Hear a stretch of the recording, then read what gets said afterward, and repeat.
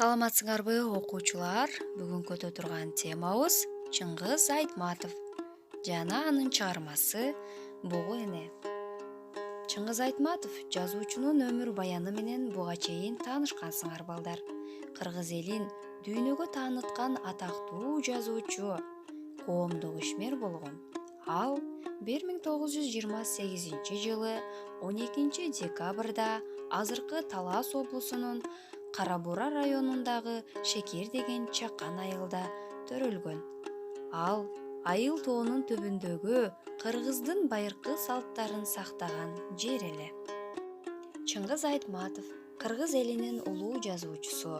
Чыңгыз Айтматовдун Жамиля, Бетме-бет, Саманчынын жолу, Биринчи мугалим, Гүл Сарат, Ак кеме, Эрте келген турналар, Кыямат, Кылым карытар бир күн, Тоолор кулаганда деген жана башка көптөгөн чыгармалары дүйнөнүн 160тан ашык тилине которулган жана алардын негизинде кинофильмдер тартылып, спектакльдар коюлган балдар. Демек балдар, биз болсо бүгүнкү сабагыбызда Ак кеме повестинен алынган Бугу эне үзүндүсүнө көңүл бурабыз балдар. Бул жомок эзелки окуя. Атам заманда жер бетинде чөптөн токой көп, кургак жерден суу көп болуп турган кезде улуу ууру кыргыз журту Энесай деген өзөндү боюнда жайлап турган. Ал ууру эл жашап турат, анда Энесайдын боюнда бирин-бири чаап алган, бирин-бири талап алган жоокерчилик заман болгон. Энесай жергесиндеги кыргыздардын башчысы Күлчө Баатыр болгон. Бирок ошол мезгилдерде кыргыз уурусу аза күтүп турган мезгил. Себеби Күлчө Баатырдын сөөгүн жерге бергени жатышкан. Кол баштап нечен казатта жүрүп соо калган, нечен айыгышкан чабыштын жеңиши менен чыккан карт Баатыр көрөр күнү ичер суусу түгөнүп өтүп кеткен мезгил эле.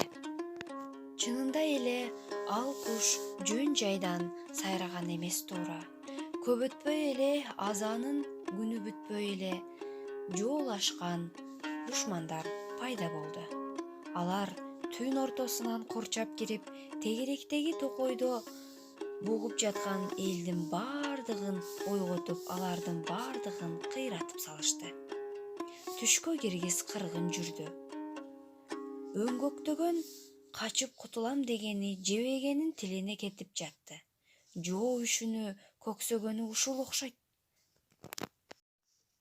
Ошону менен майрыкчаар жескемпир эки баланы колунан жетелеп, тоо ашып, токой аралап жүрүп отуруп, акыры Энесайдын жээгине жетип токтоду. Андан соң мындай кеп курду. О улуу дайра Энесай, эгер сага тоом коруп кулатса, муштумдай таш сыяктанып түбүңө чөгөт. Кылым турган карагай кесип кулатса, чабындыдай толкунуңа кетет. Эмесе ач койнуңду эки наристени алып кет. Бул жексур дүйнөдөн экөө чырымталында кетсин.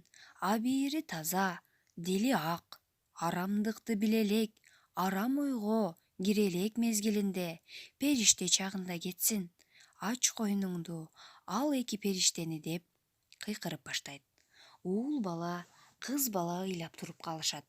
Кемпирдин сөзүнөн да жардан ылдый караса, жүрөктөрү алкымына тыгылып, төпкүрдөгү буурул толкун үрөй учуруп, ошого ыйлап.